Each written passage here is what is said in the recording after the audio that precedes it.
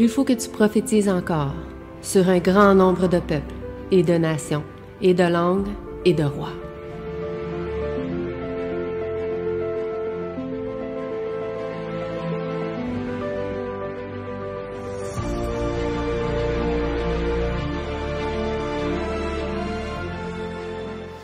Et cette semaine, on avait vu, je pense, c'est la 5e leçon, 6e. 6e leçon, c'était la prise de Jéricho. Conclusion, donc si vous vous rappelez, la semaine passée, on avait vu comment Dieu a voulu arranger le peuple, préparer le peuple à la conquête, l'endroit exactement. On avait vu pourquoi Jéricho, c'était, on pourrait dire, un plan stratégique, mais aussi divin de pouvoir prendre la ville de Jéricho. Pourquoi cette première ville-là? Parce qu'il y avait plusieurs autres villes de conquête. Et aujourd'hui, on va voir vraiment la prise. On va voir comment aussi Dieu a donné un plan pour la conquête de Jéricho en tant que telle, juste prendre la ville en fait, et la rendre à l'interdit, la vouer à l'interdit, comme qu'ils ont fait auparavant avec la ville avant d'entrer en Canaan. Et donc, la semaine passée, ça nous a vraiment permis d'organiser cette conquête-là, de voir comment Dieu a intervenu dans la vie du peuple, et surtout par l'entremise de Josué, parce que Dieu a envoyé Jésus, on avait vu ça, hein?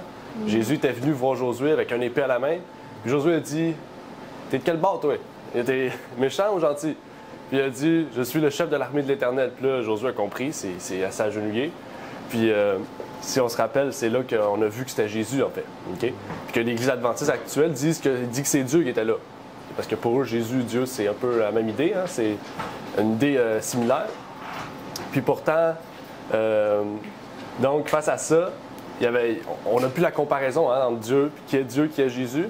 Puis là, on a pu retracer vraiment que la personne qui était là, c'était Jésus. C'est ce qui est venu, en fait. Donc, avant de commencer, je vais faire juste une courte prière pour vraiment que Dieu puisse venir nous révéler ces choses, et nous permettre de comprendre aussi ce qu'on va parler aujourd'hui. Notre Père est aux cieux, j'aimerais te remercier, Seigneur, pour toute cette histoire de Josué, Seigneur, qui est vraiment pour l'instant une histoire fabuleuse. On a pu parler de Rahab, on a pu parler de la conquête de Jéricho, la préparation de cette conquête, la traversée du Jourdain, et de plusieurs autres choses, Seigneur. Donc, merci de nous permettre d'avoir ces histoires qui sont plus que des histoires fabuleuses et fantastiques, Seigneur. C'est des histoires de merveilles, de grandioses, et des histoires qui nous révèlent que tu es vraiment le Dieu Tout-Puissant et que tu peux toutes choses au travers de notre vie. Donc, puisses-tu nous révéler au travers de cette histoire ce que tu peux faire aussi dans notre vie et nous permettre de voir et de comprendre, Seigneur, vraiment toutes les choses, Seigneur, que tu peux faire dans notre vie et dans tous ceux et celles qui sont présents ici, et dans ceux et celles aussi qui écouteront ces vidéos. C'est ma prière au nom de ton Fils Jésus-Christ. Amen. On va voir comment Dieu voulait que le peuple se prépare pour la prise. Okay? Ce qui est intéressant un peu, c'est comme aujourd'hui, quand les gens vont à la guerre, il y a tout le temps un commandant qui prépare, vous allez là, on va aller ici, on va distribuer ici. Puis ici, le commandant, c'est Dieu. C'est Dieu qui dit, faites ça, puis ça, comme ça, puis vous allez gagner. Puis s'il ne faisait pas comme ça, en fait, il allait perdre. Donc, c'était vraiment la foi qui était la première prise, en fait. Toute la ville le pays de Canaan a été pris par la foi du peuple, en fait. Donc, c'est vraiment une révélation de voir en fait que la foi était au centre de la prise de la Canaan terrestre. Tout comme la foi, c'est qu'est-ce qui va être le centre de notre vie pour la Canaan céleste, en fait. Puis ici, dans Josué 6, 3 à 5, on a la description qu'on a étudiée cette semaine. Qu'est-ce qui est surligné, c'est qu'est-ce qu'on va discuter. On va voir, on va comprendre pourquoi, en fait, Dieu a donné ces instructions-là. Et c'est sûr qu'il y a une leçon pour nous, en fait.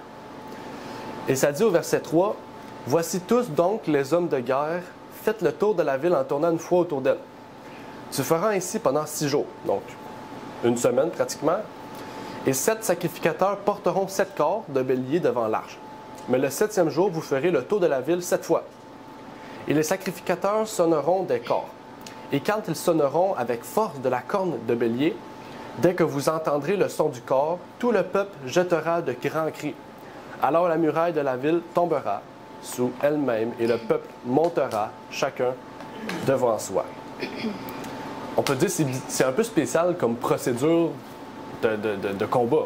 On n'a pas dû passer ça, en fait. C'est un peu bizarre, tu sais. Dieu n'a pas dit « rentrez comme ça, tête première, vous allez réussir. Non, tournez alentour de la ville. Faites juste ça. Puis Dieu va s'occuper du reste.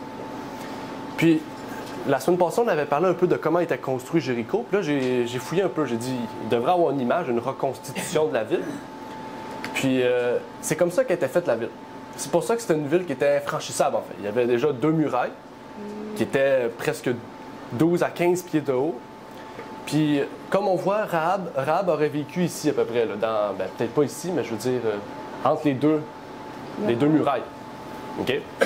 Donc, ceux qui vivaient là, c'était plus pauvres, ceux qui vivaient là, qui étaient plus riches. Logiquement, il y a 2 protections, puis là, il y en a une. Puis Rahab, c'était une prostituée aussi. Donc, ouais, c'est ça. C'est plate, mais c'était comme ça. Mais de toute manière, ils avaient confiance en leurs murailles. Ils avaient confiance en leurs murs. Puis toute la Canaan, toutes les autres villes de Canaan savaient que Jéricho allait tenir. Pour eux, c'était comme ça. C'était Jéricho, c'était la ville la plus tenace. On avait vu qu'il y avait des temples païens aussi là-dedans qui faisaient beaucoup de choses. C'était un centre économique, puis il y avait beaucoup d'autres choses. Puis relié à cette image-là, je voulais lire aussi un texte qui nous parle justement de cette ville, cette description de la ville. Dans les fouilles archéologiques, ils ont trouvé certaines parties de la ville de Jéricho dans la terre en fouillant. Puis c'est pour ça qu'on peut avoir une idée de la reconstitution de la ville, un peu comme Babylone, on peut avoir des idées de comment c'était fait. Puis c'est ça qu'ils nous disent ici. Le monticule ou le tel de Jéricho était entouré d'un grand rempart de terre, ou remblai, avec un mur de soutènement en pierre à sa base. Le mur de soutènement avait une hauteur de 4 à 5 mètres, donc 12 à 15 pieds. Au-dessus se trouvait un mur en briques cru de 2 mètres d'épaisseur, c'est quand même gros 2 mètres, et d'environ 6 à 8 mètres de haut. Donc là, il y a 12 à 15 pieds de haut. Après ça, il y a un autre mur de 6 à 8 mètres. Okay, donc il y a plusieurs couches de murs de différents types de matériaux. Donc c'est un mur qui est assez haut. Au sommet du remblai se trouvait un mur similaire en briques crues dont la base était environ 14 mètres au-dessus du niveau du sol, à l'extérieur du mur de soutènement. C'est ce qui surplombait les Israélites lorsqu'ils marchaient autour de la ville chaque jour pendant 7 jours. Humainement parlant, il était impossible pour les Israélites de pénétrer dans le bastion imprenable de Jéricho. Donc pour eux, ils marchaient, puis ils faisaient ça, puis ils voyaient rien. Ils voyaient juste un mur. Ça faisait de l'ombre tellement c'était haut. Puis ils voyaient ça, puis ils disaient, ouais, on ne pourra jamais. Puis là, ils ont quand même donné la foi dans ce que Dieu leur avait dit. Dieu leur avait dit, prenez l'arche de l'Alliance, prenez des sacrificateurs, prenez du monde, tournez autour de la ville, puis vous allez réussir. Mais pour eux, humainement parlant, c'était impossible. On ne pouvait pas, en fait, envahir cette ville. Puis là, la façon aussi, comme on a vu, la description de la ville, la description de la prise de Jéricho, puis là qu'on voit la ville, la façon qu'on voit la ville, on voit que c'était quasiment impossible de pouvoir la prendre. Mais pourtant, Dieu a donné des instructions précises. Puis l'une des premières qu'on voit, c'est le corps. Le corps, c'est un peu le genre de trompette, on pourrait dire, des Juifs. On pourrait appeler ça aussi d'une autre manière. C'est les cornes des béliers? Oui, c'est des cornes de bélier, puis qui étaient faites d'une façon pour que ça fasse un son, en fait. Ça délivre un son de... je ne vais pas vous donner la réponse, mais la question, c'est pourquoi sonner du corps? Il aurait pu sonner d'autres instruments, il y avait plusieurs autres choses, mais pourquoi le corps? Qu'est-ce que le corps avait de précis ou de... L'utilité du corps, c'était quoi au juste? Ça joue fort. Ça joue fort. Est-ce qu'il y avait une autre raison pour laquelle le corps était utilisé? Moi, c'est mon hypothèse, OK? Peut-être parce que on prenait les cornes des béliers, puis juste pour... et cet outil-là, c'est comme juste pour permettre à la voix de sonner encore plus fort, sans comme la modifier. Comme un...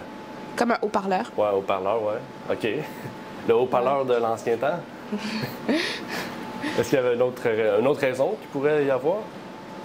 Le corps, en fait, dans la Bible, quand on va voir le corps, c'était utilisé pour quel outil? C'était dans quoi qu'on utilisait le corps? Où qu'on l'utilisait? Pour donner un signal. Pour donner un signal. On l'a utilisé dans le sanctuaire aussi. Quand il se déplaçait, il criait du corps. Ça veut dire, dépêchez-vous, dans 10 minutes, on s'en va. Donc, c'était un signe, ouais, un signal de départ, un signal peut-être de guerre, un signal de quelque chose de droit, en fait. On signait... Oui, exactement. Ouais. C'est vraiment un son spécifique. On ne l'utilisait pas vraiment pour n'importe quoi, en fait. Je vais lire une citation de S.N. Haskell, La croix et son ombre. donc un livre qui est vraiment intéressant. Il nous explique un peu ce que la Bible nous révèle. Dieu avait conçu que chaque son de trompette, parce que dans certaines traductions, le corps est remplacé par trompette. C'est chauffard. Oui, chauffard, c'est ça. C'est ça. J'avais le terme, mais j'ai oublié. Ouais. Il était soufflé par son peuple, soit avec joie ou soit avec tristesse, pour l'adoration ou pour la guerre. Mais ici, ça dit le point. Devait être un mémorial ou un souvenir de la puissance de Dieu pour réconforter, soutenir et protéger son peuple. Donc, quand il sonnait ça, c'était pourquoi? Encourager le peuple, dire que Dieu est avec nous. Dieu est avec nous. C'est un peu comme nos chants aussi. Quand on chante, ça nous réconforte, ça nous encourage. Les paroles aussi nous touchent. Hein? Des fois, quand on est malade, quand on est meurtri, quand on est triste, quand on est peut-être dépressif, stressé, etc., on peut chanter, puis ça nous réconforte. Puis là, il cite un texte biblique. Et afin qu'elle puisse être avec vous, pour vous. Et il dit, un mémorial devant votre Dieu, je suis l'Éternel, votre Dieu. Donc, qu'est-ce qui est en parenthèse, c'est les citations bibliques qui appuient son propos, en fait. Chaque enfant de Dieu, ayant pleinement foi dans les promesses qui avançaient et sonnaient des trompettes en obéissance au commandement de Dieu, contemplait la délivrance de l'Éternel, qu'il soit en face d'obstacles aussi élevés que les murs de Jéricho ou en face des ennemis aussi nombreux que les armées de Madian. Donc, on voit vraiment que, comme on a vu, le corps est un mémorial ou un souvenir de la puissance de Dieu. Donc, c'est important. OK? S'il aurait sonné une autre chose, je ne sais pas, une guitare, ça n'aurait pas marché. S'il aurait sonné, je ne sais pas, un trombone, ça n'aurait pas marché. Ben, peut-être que ça n'existait pas, mais vous comprenez, en fait, un autre instrument n'aurait pas marché, en fait.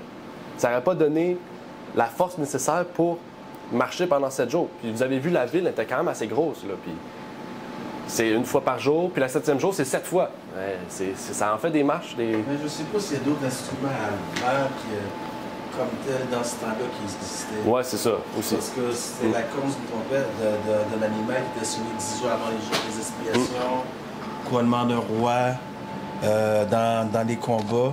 Donc, surtout dans les combats, en temps de guerre, il fallait s'assurer que la trompette donne le bon son. Si tu n'avais pas le bon son, il pouvait avancer quand c'était le temps de reculer, ou reculer quand c'était le temps d'avancer. Donc, je ne sais pas si un autre instrument avant serait pour faire l'affaire.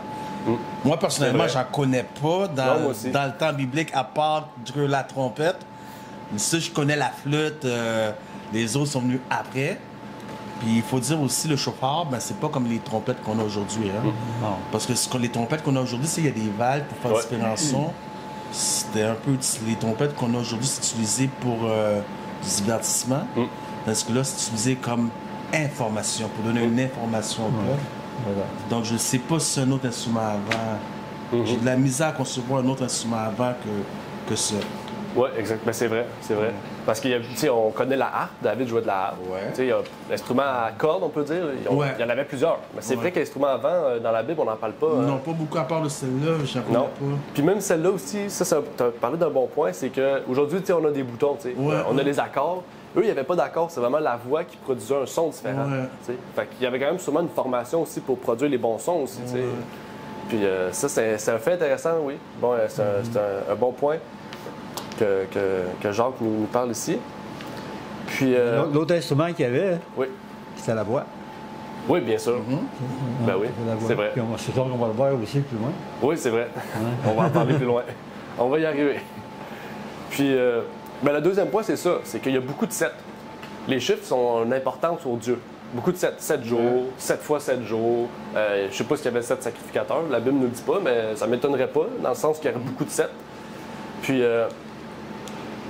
le chiffre 7 doit avoir donc une représentation. Il y a les 7 jours de la création, il y a 7 églises, 7 sceaux, 7 trompettes, 7 plaies. On pourrait continuer, il y a des 7, vraiment beaucoup. Que représente le chiffre 7? Qu'est-ce que la Bible nous dit sur cette représentation, ou on pourrait dire cette définition du chiffre 7? La perfection. La perfection, oui. Je veux dire, le 7, c'est quand même le chiffre qu'on connaît le plus. Je veux dire, il y en a d'autres. La plénitude aussi, je pense, ça fait partie. Oui, exactement. Oui, exactement, un bon point. Puis je voulais aussi compléter avec une citation de Uriah Smith dans son livre Réflexions sur le livre de l'Apocalypse. Il dit « Le 7, tel qu'il est utilisé dans les Écritures, est un nombre indiquant la plénitude, comme vous avez dit, et la complétude étant sans doute une sorte de mémorial des grands faits des 7 premiers jours du temps qui a donné au monde le cycle hebdomadaire encore utilisé. Ce qui est intéressant, là, on parle du corps, mémorial de la puissance de Dieu. Là, on parle de quoi? 7 mémorial de quoi? De la création de Dieu. On dirait que Dieu a utilisé ça pour des mémorials. Hein? Okay, ouais. Sacrificateur, mémorial peut-être de sa loi. Hein? 7 jours de la création, mémorial de sa loi, mémorial de la puissance de Dieu. Donc, en fait, Dieu donnait tous les outils pour que le peuple réussisse. Comme Dieu nous donne les outils aussi pour réussir. Il nous donne la Bible, la prière. Oui. Donc, il a donné au monde le cycle hebdomadaire encore utilisé sur le plan du sabbat ici. Oui, exact. Ouais, parce qu'on avait une discussion tout à l'heure. C'est bizarre parce qu'il y a d'autres mondes qui voient d'autres choses que le sabbat du 6e jour parce qu'aujourd'hui, beaucoup de gens tombent dans les sabbats lunaires. On avait une bonne petite conversation, moi, puis frère. Ouais. Puis encore ici, ça vient de prouver que le sabbat hebdomadaire. Oui, exact. Exact. C'est drôle parce qu'en plus, ce matin, je discutais avec quelqu'un qui parlait des sabbats lunaires, mais je lui disais comme ça détruit le cycle que Dieu a créé. Tu sais. Ouais. Je veux dire, souvent, c'est ça, quand on accepte on peut dire une fausse doctrine, mais ça peut être une hérésie, là, la Bible appelle ça comme ça. Ça nous mène souvent à d'autres choses. Tu sais, t'acceptes, je sais pas, la Trinité, ça va te donner d'autres choses. Tu ne tuerais jamais qu'une fausse doctrine. Quelqu'un va dire, bon, j'ai accepté cette doctrine-là, mais ça mène tout le temps à quelque chose, un changement d'idée totale, en fait. Puis c'est ça, quand tu acceptes le sabbat lunaire, par exemple, ben, tu peux pas accepter les prophéties du sceau de Dieu puis de la marque. Ça change toutes les prophéties. Tu changes toutes les prophéties, ben, tu changes quoi? Tu changes toute ton idée. Faut que tu changes l'Apocalypse, Daniel. Fait que, vraiment, c'est pour ça que quand la messagère du Seigneur dit « Restez sur vos fondements c'est parce que les fondements, ensemble, forment on pourrait dire le livre parfait ou la formule parfaite. Puis si on en détruit un, ben, on en détruit d'autres. Puis c'est ça vraiment, on a des conseils de la Bible déjà, de rester sur nos fondements. Puis de la messagère aussi du Seigneur qui vient appuyer ce que la Bible dit, justement. Puis il y avait un fait intéressant aussi. Je ne sais pas si on l'avait vu, je ne me rappelle pas de l'avoir vu, mais c'est que pendant les 7 jours, pendant qu'il marchait, il devait garder le silence. C'est-à-dire, pensez quelqu'un qui aime beaucoup parler, ça doit être dur, de rester là comme ça, en silence. Je ne sais pas si ça prenait combien d'heures, mais sûrement beaucoup d'heures. Mais pourquoi il devait garder le silence? Qu'est-ce que ça symbolisait le silence, en fait, ici? Comme dans la Bible, dans la prière. Hein? Il y a un texte qui vient à l'esprit, qui dit qu'il garde le silence pour le secours de l'Éternel. Et l'Éternel combattra pour vous. Oui, c'est ça. Oui, ben, c'est un très bon point. Exactement. C'est un peu montrer que la confiance totale en Dieu. Oui. Puis aussi, qu'est-ce que je peux te dire, OK? Dans la leçon, on a vu dans Zacharie 4, verset 6, ce n'est point par la force de Josué ou de n'importe qui, mais c'était vraiment par l'Esprit de Dieu. Donc là, en ce moment, l'Esprit de Dieu était au milieu d'eux. Donc, ils devaient avoir une certaine révérence et s'effacer totalement, mais laisser la place à l'Esprit de Dieu de prendre toute la place. Exactement. Exactement. Puis, bon, ben, vous avez donné quand même les réponses. Puis aussi, dans les journées de fête, les saintes convocations, tous ces événements-là, ils devaient garder le silence. Tu sais, quand on arrivait le sabbat, il y avait le corps qui chantait. Bon, là, on marque le début de l'adoration. Il allait au sanctuaire. Le prêtre ou le sacrificateur, tu sais, faisait sa parole. C'est la loi. Les sacrificateurs, c'est ceux qui enseignaient la loi de Moïse au peuple, puis la loi de Dieu. Puis, il leur révélait ces choses. Puis, il devait garder un silence. Là. Il n'y avait pas quelqu'un qui disait « Hey, qu'est-ce qu'il dit là? Je comprends pas. » Tu sais, on parlait pas là-dedans. On restait en silence. Pas parce que lui, il parle. Hein? C'est pas parce que le monsieur parle en avant, le sacrificateur. Mais c'est parce que c'est le représentant de Dieu. C'est lui qui amenait la parole aux gens pour que les gens comprennent. Donc, il y avait un respect aussi devant Dieu. Puis c'est la même chose ici. Quand Josué a dit ces choses-là, les gens étaient en silence, ils écoutaient, puis ils ont respecté ce que Josué a dit. Parce qu'ils savaient que Josué était avec Dieu. Donc, ça nous apporte aussi à voir aujourd'hui, quand on fait un culte. Pas obligé d'être un culte, ça peut être un groupe de prière, ça peut être un groupe de partage, ça peut être un échange fraternel ou plusieurs autres choses. Est-ce que c'est important, dans certains cas, de garder un certain silence ou un respect devant Dieu? Par exemple, en ce moment, quand on va chanter ou quand on prie ou quand il y a un message que Dieu délivre à son peuple, est-ce qu'on doit garder un certain silence? Est-ce qu'on doit garder un respect? Encore aujourd'hui. Donc, c'est une question, si vous voulez y répondre, sinon... Oui, c'est important. Oui. Pourquoi? C'est important de garder le silence. C'est la maison de Dieu, puis la maison de Dieu, c'est une maison d'ordre. Il faut qu'il y ait de l'ordre. Si tout le monde se met à parler, puis ainsi de suite, puis ça bouge à gauche, à droite. Donc, il y a un certain respect qu'on doit considérer dans la maison de Dieu. Ben, c'est comme on a vu, comme on vient de dire, en venant citer Zacharie qui dit c'était ni par force, ni par puissance, mais par mon esprit.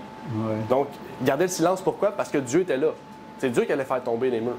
C'est la même chose quand Matthieu dit là où 2 ou 3 se rassemblent, je suis au milieu d'eux. C'est la même chose, l'Esprit de Dieu parmi nous. Donc, quand l'Esprit est là, ça veut dire que c'est un moment de révérence. Un moment auquel on veut que Dieu vienne pour travailler en nous. Donc, on doit avoir un respect, en fait, logiquement. Tu sais, c'est pas comme on va dehors et on parle à quelqu'un de Dieu. Tu sais, c'est pas pareil ça, puis un moment auquel, bon, ben, on prend un moment de prière.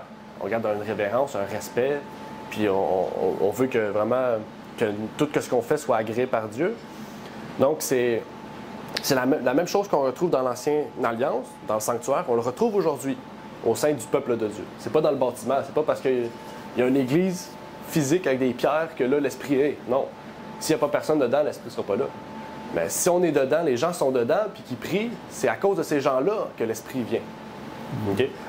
Et donc, c'est aussi ce que la servante du Seigneur appuie en disant, dans le conseil à l'Église, si lorsque les fidèles entrent dans le lieu de culte, ils sont animés d'une véritable révérence pour le Seigneur et se souviennent qu'ils sont en sa présence, il y aura dans le silence une éloquence suave. Le chuchotement, le rire et le bavardage qui pourraient être inoffensifs dans un quelconque endroit d'affaires ne devraient pas être tolérés dans la maison de Dieu, où Dieu est adoré. Il faut que l'esprit soit préparé à entendre la parole divine afin qu'elle puisse être comprise et qu'elle impressionne le cœur à salut. Donc, on voit ici, elle parle du lieu de prière, mais elle dit des fois aussi le lieu de culte, comme là, elle a dit le lieu de culte. Puis, donc vraiment, on doit avoir un respect dans toutes ces choses-là.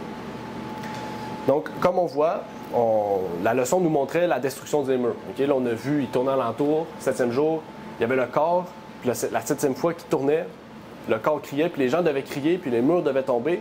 Puis là, les gens entraient, puis il fallait qu'ils détruisent tout. Qu'ils tuent les animaux jusqu'à l'enfant, jusqu'à la femme, l'homme, sauf la famille de Rahab. Eux, ils ne les tuaient pas.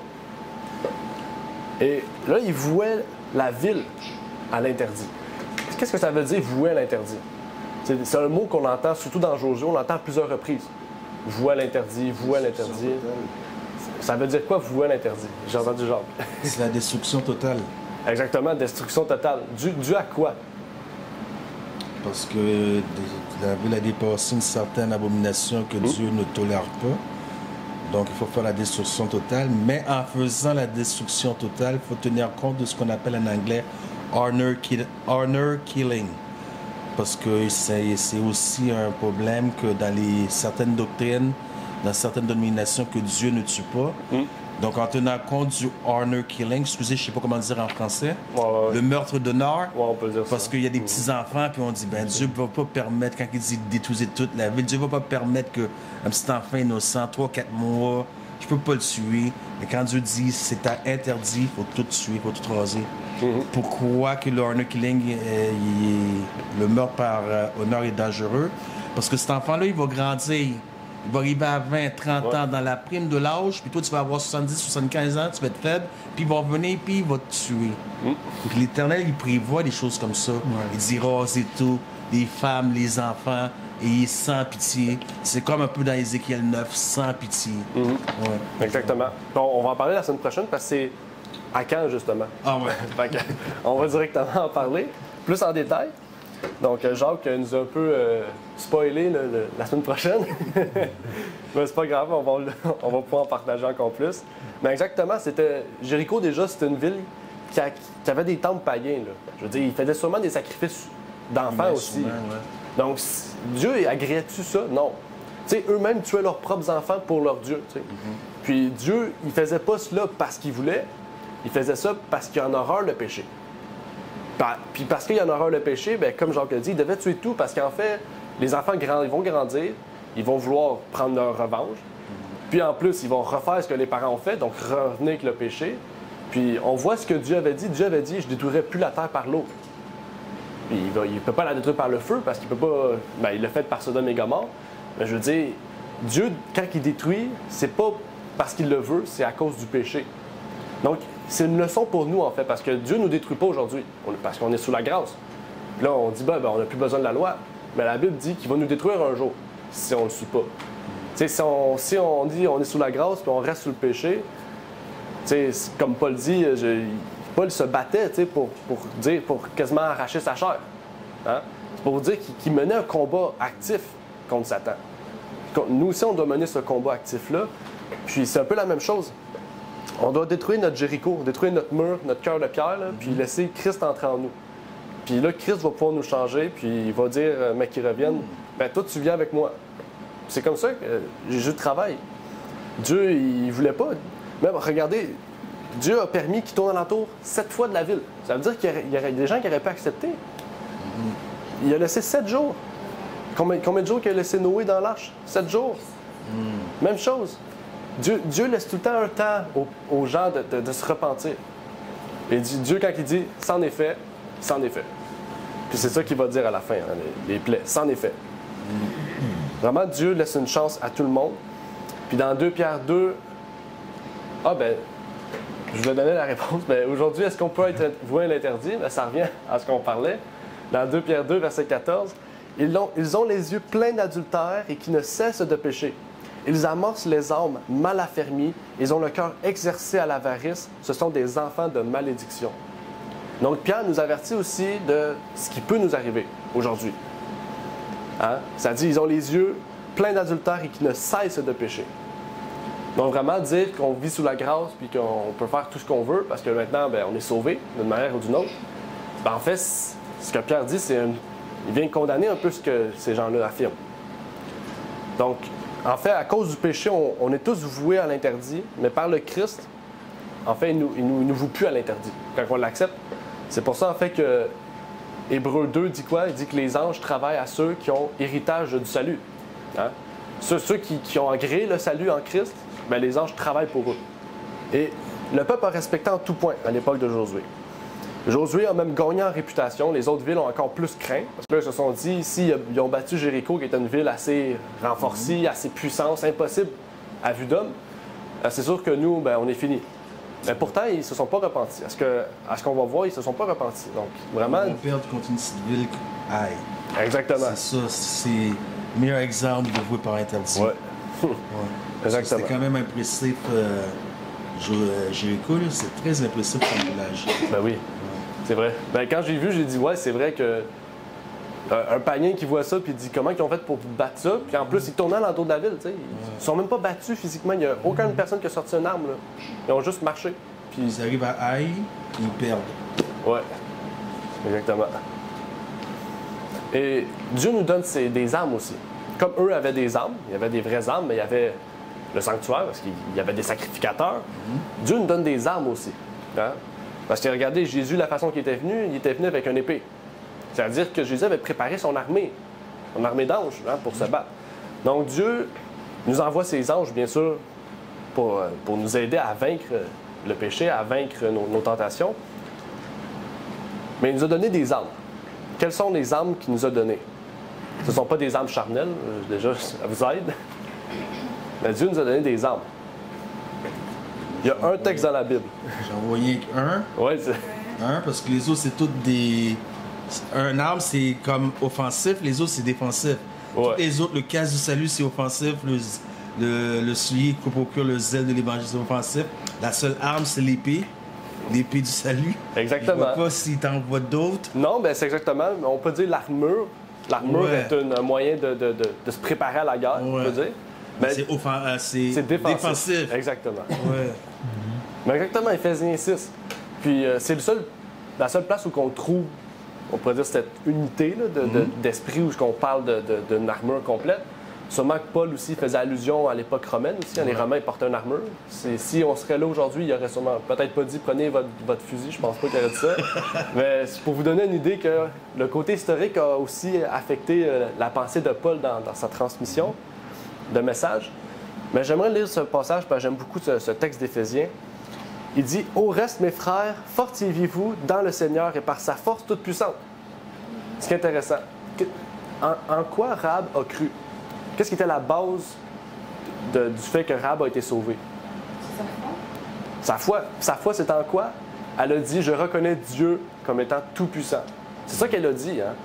Elle a dit sa force, toute puissance. Rahab, dans une quelque sorte, elle s'est revêtue de cette armure-là. C'est la base, c'est la foi. Elle avait la foi, puis elle a reconnu la toute-puissance de Dieu. Puis c'est la base, en fait. Quand on reconnaît Dieu tout-puissant, c'est parce qu'on sait qu'il peut tout faire dans notre vie. On se met à genoux, on prie, puis il nous exauce. Puis ça, c'est la base de la foi, en fait. On va continuer au verset 11. « Revêtez-vous de toute l'armure de Dieu. » Ça dit de toute l'armure de Dieu. Donc, on ne peut pas dire « Moi, je prends le salut, je prends le bouclier, mais pas l'épée. » Non. Non, toute l'armure de Dieu. « Afin que vous puissiez tenir ferme contre les artifices du diable. » Parce qu'on avait déjà étudié ça, j'avais prêché sur cela. Artifice, le mot artifice, c'est vraiment les tentations, les attaques de Satan, les fausses. Le mot, il signifie quelque chose de puissant. Artifice, c'est pas n'importe quoi. Ben, le divertissement, on peut dire. C'est gros. Exactement. Verset 12.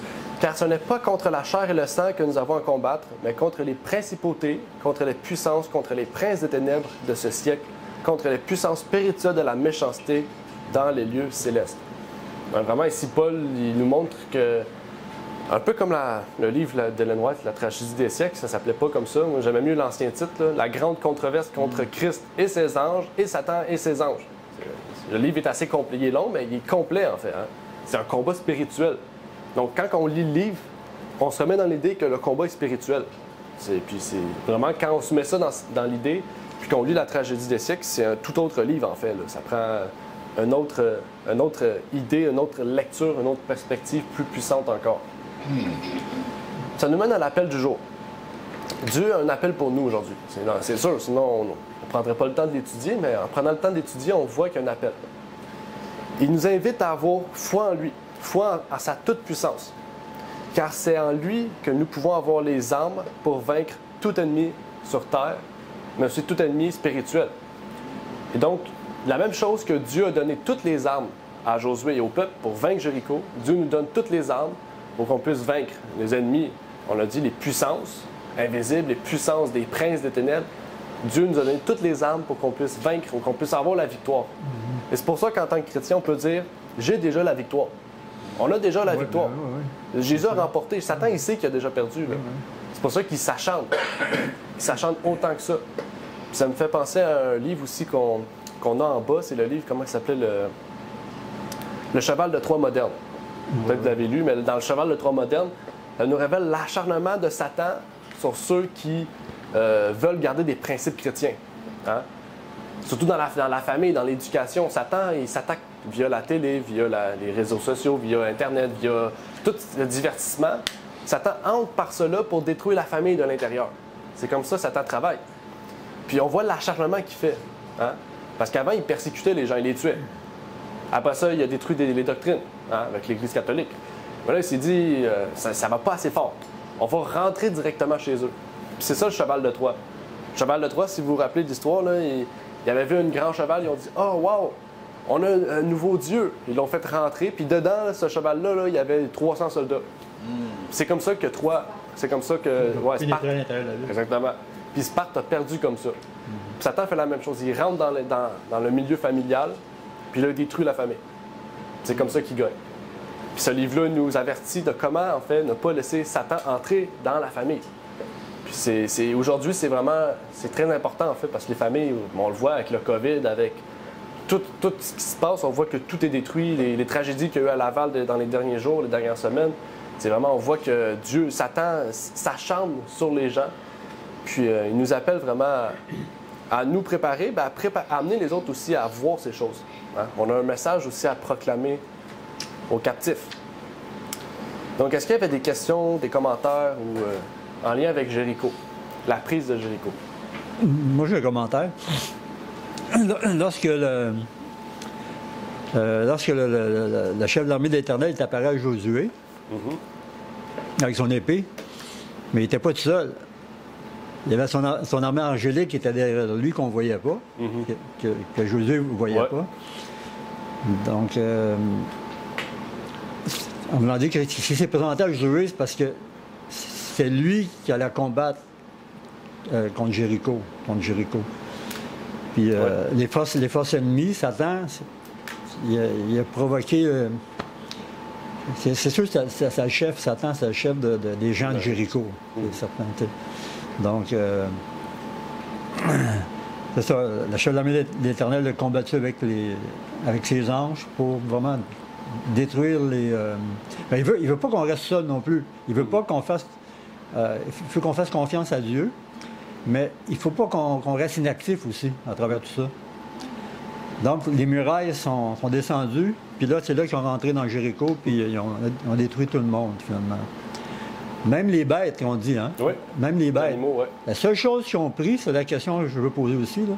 La question, c'est que ils ont juste pris l'argent, l'or, les reins, toutes ces choses-là qu'ils ont pris. Ouais. Pourquoi? J'ai pas pensé à ça non plus, faudrait que je me l'étudie. Mais je sais que c'est tout est interdit. Ouais. As-tu vraiment pris quelque chose? Oui, mais ça, l'histoire dit que... Ben, c'est possiblement pour le sanctuaire, parce que les reins, l'or, c'est des matériaux utilisés pour le sanctuaire. L'argent, les reins. Oui. Tout ce qui était précieux, finalement, c'était... Ouais. Peut-être pour le sanctuaire, je pense. Ben, je vais aller étudier parce que je ne veux pas donner une réponse qui amène à la confusion. Parce que souvent, dans ces temps-là, lorsque tu prenais une ville, que la ville était fortifiée ou pas, tout ce que tu prenais que dans le pillage devait être mis en confinement, en quarantaine. Okay. Donc, je ne sais pas s'ils ont vraiment pris quelque chose. Puis s'ils ont pris quelque chose en quarantaine, bah, ça se peut que ça soit possible parce que c'est ce qui expliquerait aussi pourquoi que Akan, il a peut-être agi comme qu'il agit. On va peut-être le voir la semaine prochaine, je ne vais pas dévancer, là, mais... Mais c'est vrai, c'est une bonne question. Je vais marquer dans mes notes pour regarder ça, puis revenir la semaine prochaine avec quelque chose de plus concret. Donc, c'est une bonne question. Puis en plus, qu'est-ce que tu as dit? Ça m'a fait penser tout de suite à Élisée. On s'appelle Élisée. Élisée était avec lui, avec le chef de l'armée, puis il a dit... on est genre 3000, ils sont 50 000, on a perdu. Puis Élisée, il dit, tu vois pas ce que je vois, hein? Ouvre ses yeux pour qu'il le voie. Exactement. Là, il a vu toute l'armée angélique. Là, il a dit, OK, c'est bon, on avance. Donc, ça m'a fait penser à ça, en fait, parce que Jésus, il est allé juste à Josué parce que le peuple avait confiance à Josué. Mais ce monsieur-là, j'oublie son nom, mais le bras droit peut-être d'Élisée dans l'armée, mais il avait peut-être pas... la même foi, en fait. Mais en voyant ça, je pense qu'il y a eu la foi parce qu'ils ont vaincu, en fait. Ça allait élever Josué, finalement. Hein. Exactement. L'Éternel l'avait dit, je vais t'élever. Hein. Oui, exactement. Exactement. Ah oui, c'est une bonne leçon. Je trouve que ça nous révèle beaucoup d'aspects. Dieu est dans tous les petits détails. Hein? Dieu est dans tous les petits détails. Puis ça me rappelle aussi l'opinion adventiste, Haskell, qu'on a étudié. C'est parce que c'est lui qui a commencé l'œuvre des écoles de sabbat dans l'Église adventiste. C'est grâce à lui qu'on a ça. Puis lui avait dit, il faut faire les écoles de sabbat parce que chaque petit mot, qu'il soit un déterminant, un pronom, un verbe, un nom, chaque petit mot dans la Bible a son importance. C'est pas là pour rien. Fait que c'est pour ça qu'il a décidé de faire ça, pour qu'on puisse étudier vraiment verset par verset, mot par mot, pour qu'on puisse comprendre vraiment dans toute la plénitude ce que l'école du sabbat, ce que la Bible veut nous révéler. Donc vraiment on voit que Dieu est dans les petits détails, même dans la petite virgule qui est mal placée, là, ça apporte tout un changement à la compréhension des choses. Donc réellement... on a 7 jours pour le faire. C'est ça, merci. Exactement. Je vais prier, puis par la suite, on va laisser place à la suite. Notre Père est aux cieux, j'aimerais te remercier de nous permettre, Seigneur, de pouvoir étudier ce livre de Josué. Tu nous montres à quel point, Seigneur, tu fais tout dans l'ordre, dans la discipline, et que toute chose n'est pas inutile. Tu veux vraiment démontrer à ton peuple, Seigneur, que tu es dans les petites choses, Seigneur.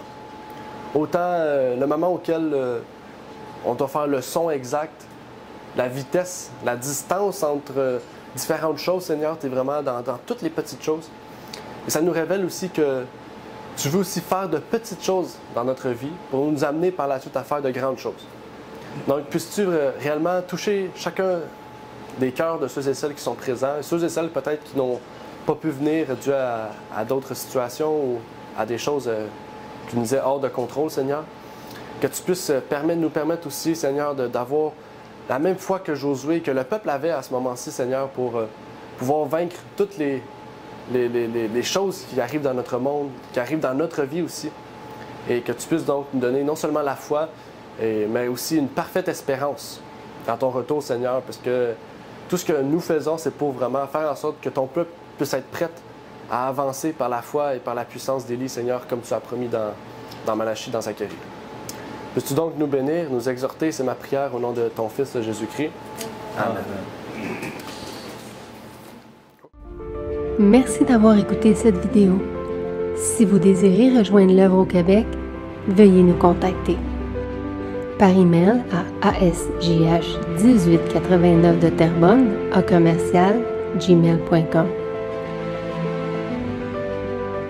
et via Facebook à @asjh1889 de Terrebonne.